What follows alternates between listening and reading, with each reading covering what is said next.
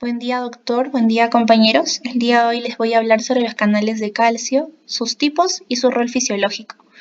Mi nombre es Pejo Rojas Milagros. El nombre de mis compañeros: Rojas Manrique Fran, Núñez Montes Alexander, Malqui Peña Walter y por último Palomino Clemente Paul. Vamos a empezar dando una breve introducción sobre las funciones que va a tener el calcio. Una de las funciones que tiene va a estar involucrada con la muerte celular. ¿De qué manera? De manera en que las alteraciones en la homeostasis del calcio van a inducir al daño y a la muerte celular, esta asociándose también a la muerte celular, pero la secundaria hay una excitotoxicidad y también puede asociarse a una isquemia. De hecho, el calcio intracelular va a participar en los mecanismos de apoptosis y va a ser reconocido como un efector central de la necrosis. También van a estar incluidos en la expresión genética los canales iónicos, ¿no? El control de estos. ¿De qué manera? Pues de la manera en que estos canales iónicos van a ser unas proteínas que controlan el paso de los iones a través de la membrana plasmática, tales como el sodio, potasio, el calcio del que estamos hablando, ¿no? Y el cloro. Por lo tanto, dependen del gradiente electroquímico de cada ion. En particular, en el caso de células excitables como los miocitos y las neuronas, el gradiente de los distintos iones va a estar establecido en el potencial de reposo de la membrana, y la activación de determinados canales va a generar los potenciales de acción para la ejecución de funciones, ¿no? Acá vamos a hablar de la contracción, ¿no? Este canal iónico va a estar implicado en la contracción muscular, la liberación de estos neurotransmisores que van a partir de todo este proceso. Va a jugar un papel también en la regulación de la expresión genética, ¿no? Que ya les mencionaba, entre otras funciones que también se dan, ¿no? En el caso de las células no excitables, los canales iónicos determinan el flujo de sal y agua, regulando el volumen celular, el pH, ¿no? Todo esto involucrado también en el metabolismo celular. Y tenemos que el metabolismo del calcio y la homeostasis, básicamente de este, va a ser el mecanismo por el cual el organismo va a mantener adecuados niveles del calcio. Alteraciones en este metabolismo va a conducir a una hipercalcemia o una hipocalcemia, que como ya sabemos es algo que puede tener consecuencias desfavorables en nuestra salud. Como introducción tenemos que los canales de calcio, como les explicaba, son canales iónicos que permiten la entrada de iones, en este caso pues de calcio, al citosol.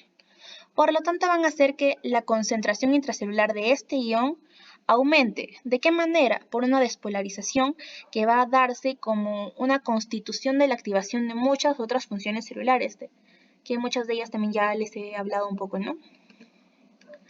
Van a estar constituidos por una subunidad principal. La primera va a ser la subunidad alfa, que va a servir como poro y sensor del cambio potencial. La subunidad beta, en la cual van a haber diversas subunidades reguladores o auxiliadores. La subunidad 2 gamma, en las que van a estar unidas por puentes disulfuros. A diferencia de los canales de sodio, no se van a inactivar bruscamente, por lo que van a proporcionar una corriente de entrada que se va a mantener con las respuestas despolarizantes, pero con una duración más larga, ¿no? Va a tener también un rol biológico. Esta molécula va a tener orígenes bioquímicos con el receptor de EHP en el músculo esquelético.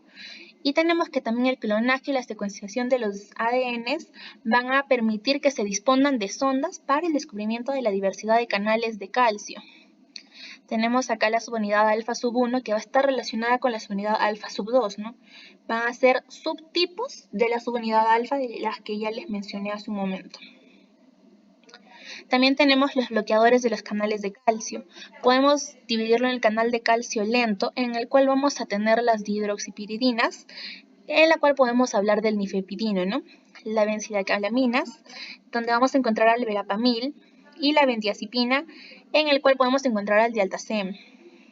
Vamos a tener que estos van a ser dependientes de voltaje. En el caso del nifedipino, este se va a encontrar a cualquier fase del canal, no va a tener una predisposición a un canal en particular. En caso del verapamil y el daltazem, este va a estar en un canal en estado activo. No es como el otro que se puede dar en cualquier fase del canal. Este va a ser específicamente en el activo. ¿Y qué es lo que esto puede producir? Bueno, a nivel de los vasos, lo que va a ocurrir es una vasodilatación arteriolar, una disminución de la postcarga, vasodilatación coronaria y a nivel del corazón va a haber una bradicardia y también una baja conducción en nodo auriculoventricular. Esto bajo la fuerza de la contracción, ¿no?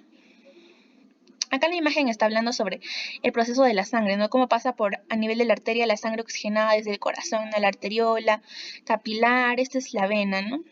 Es una imagen representativa más o menos de lo que estamos hablando en este momento y acá el corazón, ¿no? Para ver la bradicardia, que obviamente se da a nivel del corazón. Los distintos tipos de canales de calcio y cómo funcionan en las células. Primero lo que va a ocurrir es la entrada del calcio, que en las células excitables, tales como células musculares, neuronas o glándulas neuroendocrinas, va a pasar por una vía y la vía más importante de esta va a ser el canal de calcio de voltaje dependiente, ¿no? Esa va a ser la principal vía que va a tener, sin embargo, van a existir más vías para el calcio, pero esta es la que más se va a usar y es la más importante en este proceso. En los tipos de funciones de los canales de calcio vamos a tener que el canal de calcio se va a dividir en el tipo T, el tipo L, el tipo N, tipo P, tipo Q y tipo R. Estos se van a clasificar en base al rango del voltaje necesario para su activación. Entonces tenemos que el T respectivamente va a tener un voltaje distinto a las otras, igual las otras dependiente de su voltaje que va a ser distinto a las demás, ¿no? Esta es una imagen que representa los canales de cierre y apertura. Tenemos acá también que estos pueden clasificarse en un rango de voltaje de bajo umbral y también de alto umbral.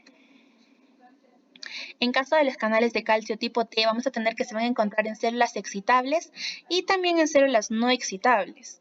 Estas se van a encontrar ausentes en células cromafines y también en neuronas simpáticas. La función de este relacionado va a estar con la actividad rítmica, ¿no? A nivel del corazón, con los marcapasos y a través de la entrada del calcio a potenciales negativos. Esto se va a activar de forma voltaje dependiente y va a inactivarse, o sea que se va a cerrar durante una despolarización, de forma que el voltaje dependiente se va a cerrar más lentamente que los canales L y N, ¿no? Que son otros subtipos, o bueno, tipos de calcio que les mencionaba anteriormente. Las corrientes de cola se van a ajustar a una función monoexponencial con una constante de tiempo en un rango de milisegundos. En caso de los canales de calcio tipo L, tenemos que van a ser los mejores estudiados y que se van a encontrar distribuidos a nivel de todas las células excitables y en la mayoría de las no excitables, ¿no? Digo en su mayoría porque no se encuentra en todas las células excitables, no excitables, perdón. Estas van a constituir la principal vía de entrada de los iones de calcio en las células de músculo cardíaco, esquelético y liso. Su activación va a ser voltaje dependiente y el potencial de activación va a depender del tipo de célula que sea. La inactivación va a ser lenta, pero a nivel del canal del tipo D. Y en el curso temporal de dicho proceso va a depender de diversos factores. La farmacología de este tipo de canal va a ser de gran importancia debido al éxito alcanzado en el tratamiento de las enfermedades cardiovasculares. En caso de los canales de calcio de tipo N, tenemos que son un grupo heterogéneo de canales que van a precisar grandes despolarizaciones por su activación y por su inactivación, aunque de forma incompleta a potenciales de Holding, ¿no? Que van a ser los despolarizantes, por ende positivos. Se van a denominar así porque parecen ser específicos del sistema nervioso. La mejor forma de caracterizarlos es usando criterios farmacológicos debido a su insensibilidad a las DHP y también por sus funciones de bloqueo. Estas conotoxinas se van a obtener del veneno de caracoles marinos, que van a ser pertenecientes a diversas especies del género Conus, ¿no? Las conotoxinas son cadenas peptídicas de 24 a 29 aminoácidos que van a contener 6 residuos de cisteína. Los canales de calcio del tipo P, en la cual su caracterización se va a realizar tanto en las células de Purkinje como en la sinapsis gigante de un calamar, ¿no? Se van a observar corrientes de calcio resistentes a DHP y está bloqueada por un compuesto de bajo peso molecular al que se le denomina FFX. va a ser obtenido por purificación parcial del veneno de una araña, en especial de la araña de género Agenelopsis aperta, ¿no? En especial de esa araña, es de la que se va a usar la purificación de su veneno, ¿no? Con esta toxina se van a purificar canales de calcio del cerebro de un cobayo y del lóbulo típico de un calamar, y una vez reconstituidos en capas bilipídicas, se estudian las propiedades electrofisiológicas y también las farmacológicas. Los canales de tipo P van a ser los que van a estar más distribuidos a nivel del sistema nervioso central de todos los mamíferos y se va a describir su existencia tanto en retina, hipófisis como en células cromafines. Su función se ha relacionado con la generación de la actividad intrínseca y la modulación de la actividad neuronal y también la liberación de neurotransmisores, ¿no?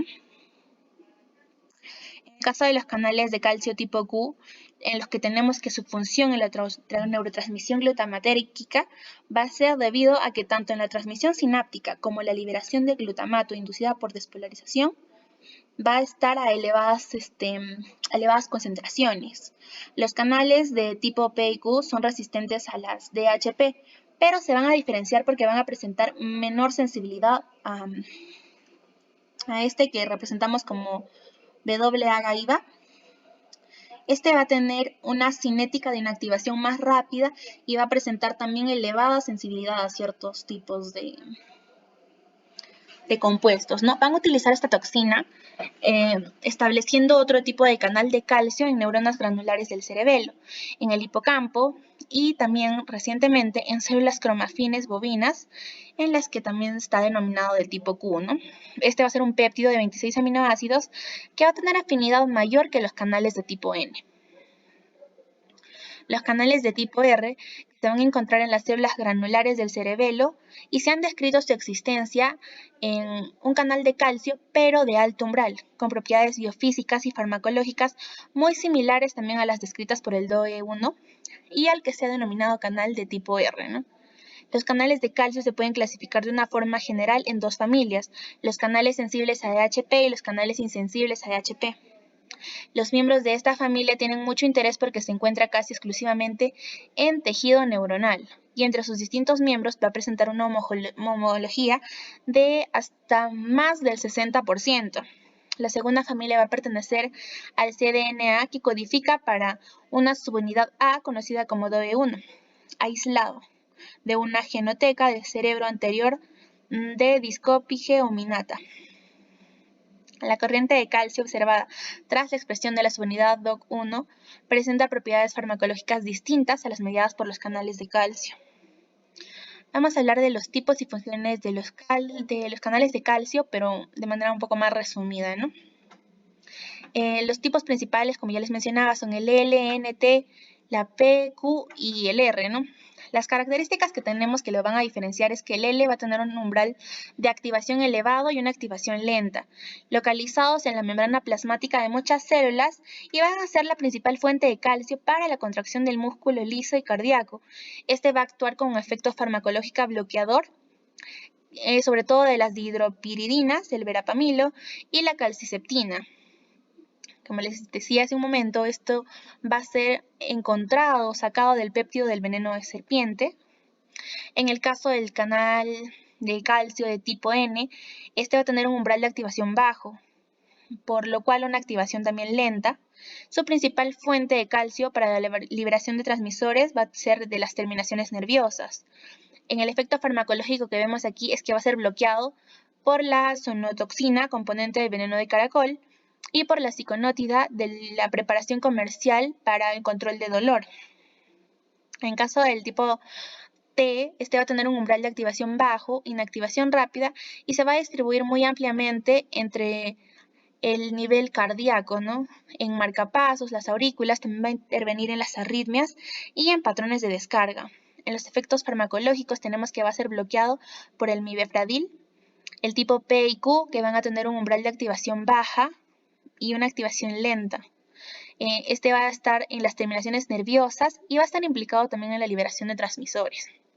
Este va a ser bloqueado por la agatoxina 4A, que va a ser un componente del veneno de araña, básicamente de la telaraña, ¿no? Y el último, el tipo R, que va a tener un umbral bajo, pero una inactivación rápida. Esto se encuentra en neuronas, dendritas y en el control de los patrones de descarga. Este, en sus efectos farmacológicos, tenemos que va a ser bloqueado por concentraciones bajas de la toxina de un miembro de la familia de las tarántulas. Sus localizaciones. En el 0.1% de calcio que tenemos va a estar en el líquido extracelular y el 1% va a estar al interior de las células. El nivel de calcio total plasmático que tenemos va a estar entre 8.4 a 10.5 miligramos por decilitro. Parte de ellos unido a proteínas y otra parte va a estar en forma difusible. El hueso va a ser una de las estructuras que va a contener la mayor cantidad de calcio, ¿no? Este tejido va a tener una actividad metabólica que va a depender del sitio celular y a su vez va a condicionar a la remodelación esquelética. Aquí van a ocurrir cambios diarios en el cual tenemos que la extracción de 500 miligramos de calcio del pool extracelular va a producir una osteogénesis y la regresión de la cantidad similar a dicho pool va a producir lo contrario, ¿no? La osteólisis, que básicamente lisis, muerte, génesis, la generación, no son cosas opuestas, ¿no?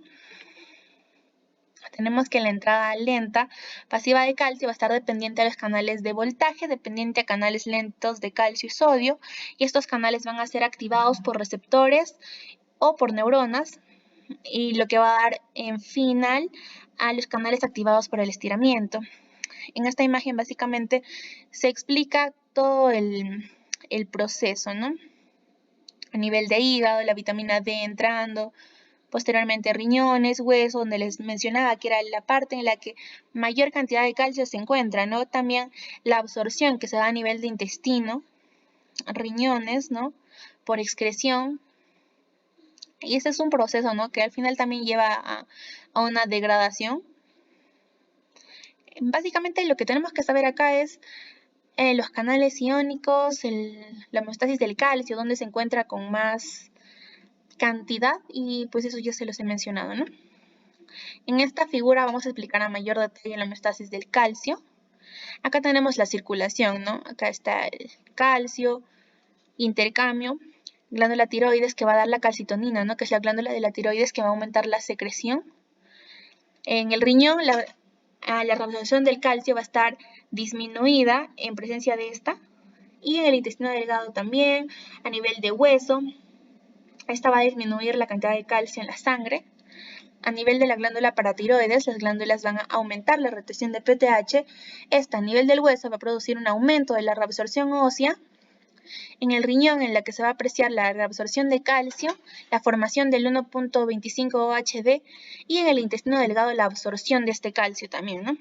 Esto, en opuesto a lo que produce acá la calcitonina, no va a disminuir el calcio en sangre, sino que va a aumentar el canal y el calcio básicamente en la sangre, ¿no? Aquí esta es una representación de la circulación. Y eso es todo. Gracias.